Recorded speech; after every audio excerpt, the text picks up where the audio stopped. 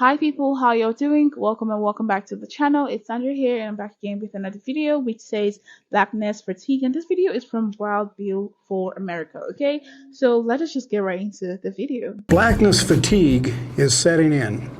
America is exhausted from dealing with the never-ending complaints and ingratitude of the black community.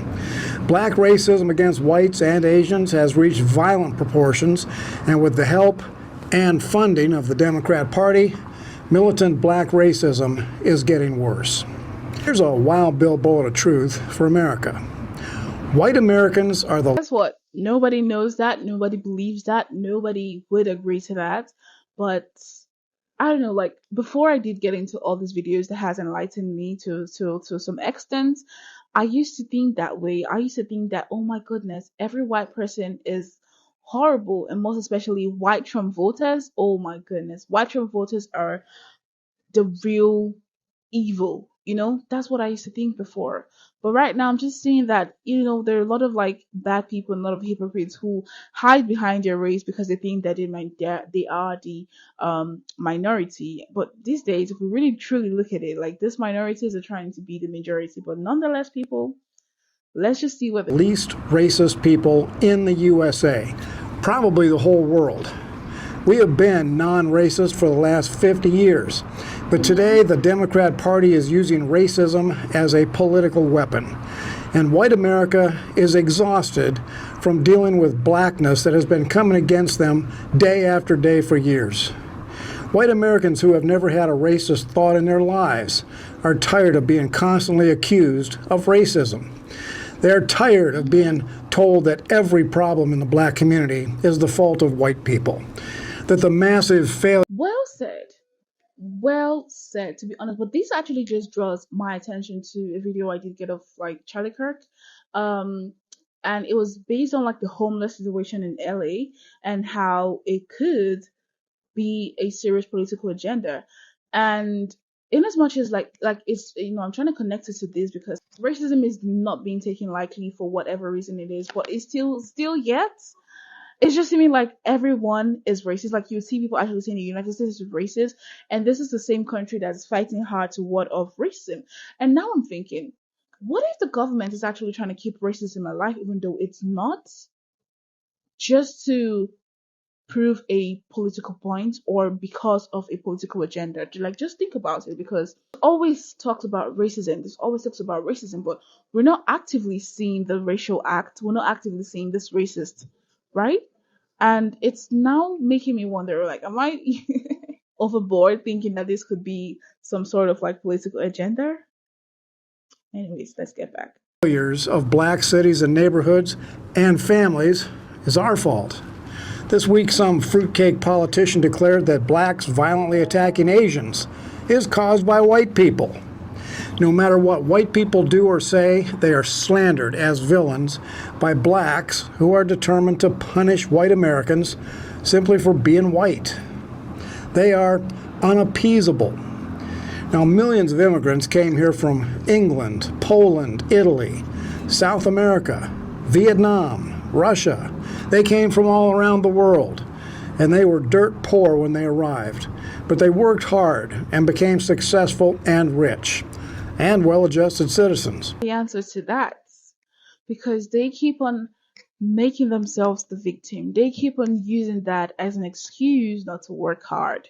Okay, I'm not saying that this has to do with every black person. Trust me, I'm not generalizing in any sense, but this is an explanation to those who are still living in poverty. Okay, we hear a lot about how the Asian community is the richest, you'll find in the United States and stuff like that, right? And nobody truly questions why the Asians are the richest in America, but they question when a white person is rich or a white person is successful, and then they use that to compare a black person being unsuccessful or being poor or going to jail or just the whole single parenthood community that's going on there. You don't see them questioning the real problem if they wanted to, right? If there was like if there actually was a real problem, you don't see them questioning it. They're just trying to like pick on all the points. And as this man is saying, even in my head without him saying it, it could be tiring. Like, it could be tiring because you cannot imagine how many times I've gotten into this victim videos from black people. It's honestly getting boring, to be honest. So, why is it that the African community has remained in poverty for 150 years? We built nice new apartment buildings that quickly became high crime ghettos. Want to get an education on what's happening in Black America? Get on the internet and type in brawls. Restaurant brawls, shopping center brawls, fast food brawls, and look at what you see in those videos. It's not the Germans or the Italians who are turning public places into savage mass fistfights. And it's not the Australians who are walking the streets looking to beat the hell out of some pedestrian simply for having white skin. And it's not the Vietnamese who are burning and looting American cities. And it's not the Russians who are fighting with and sometimes killing our police officers. Now, there are, of course, honorable and respectable men like Supreme Court Justice Clarence Thomas and Dr. Ben Carson. These men are extremely successful and at the pinnacle of their possessions, but for some inexplicable reason, they are hated and ridiculed. I like that statement. A betrayal of their race, because yes, they were born to be poor. Yes, they were born to be unsuccessful. Yes, they were born to be, only in jail and in prisons. And so Ben Carson actually is a Trump supporter, right? And he came on to a show one time and he just spoke about why he's supporting Trump, and he was speaking to um white Trump haters. Okay, that is actually very contrasting, right? So he was speaking about this to white Trump haters, and they were all on him, right? And they were just being very obnoxious. And I was just imagining how much hate and misunderstanding he was getting from a white person, from a white Trump hater. And I'm just thinking, how would it be to the black community? Because they already look at people like him as a disservice to the community. Like, why are you different from us? Why are you, changing the stereotype of, the black community? And it's actually very interesting to me. Just the way he just made a statement, it actually brought my mind to that, and I'm just like, hilarious. By the black community as if their success is somehow a betrayal of their race. Men like Carson and Thomas should be held up as role models and emulated, not hated and criticized. America is suffering from blackness fatigue, and that fatigue is slowly but surely becoming a boiling rage. Even the friendliest dog will bite if you kick him long enough. And that is where white America is today. There's a showdown coming. There is no more that we can give. We're done apologizing for imaginary violations, and we're done surrendering to black racism. There's a showdown coming, and it's going to get ugly. This is Wild Bill for America. Thank you for watching, and America, bless God again. Well said, my friend. Well said. Like, I don't think there could be any truer words. I'm quite impressed that, somebody was courageous enough to make this video. But you can just even understand the level of frustration he must have gotten to put out this video, and even the title, Black Fatigue. It's just seeming, because where would it end, right? Where would it end?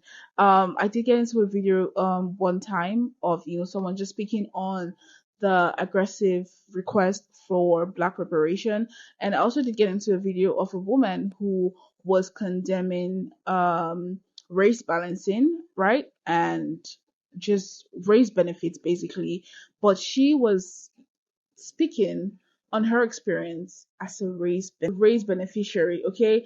And it really just threw me off balance because I was not following through and I was quite confused, right? So some people are actually getting their reparation, right?